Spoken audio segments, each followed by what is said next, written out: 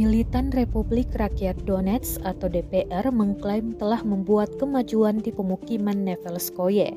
Serangan artileri dan tank militan DPR sikat habis posisi pasukan Ukraina pada Selasa 22 November 2022. Rekamannya ramai beredar di Telegram.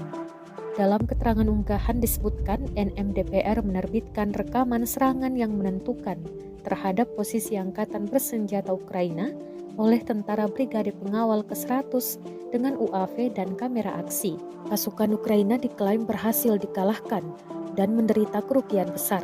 Sejumlah besar amunisi dan senjata berhasil direbut. Ledakan besar juga tampak terjadi di sejumlah wilayah. Dampak serangan terekam kamera drone militan DPR dan menuai berbagai komentar dari warganet.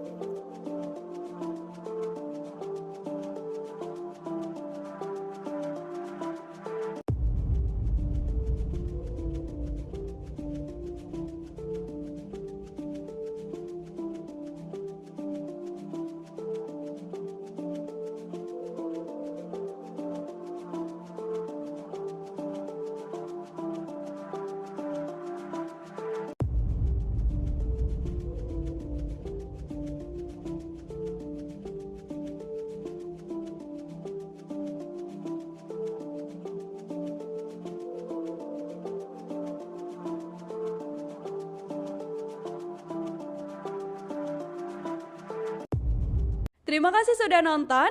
Jangan lupa like, subscribe, dan share ya.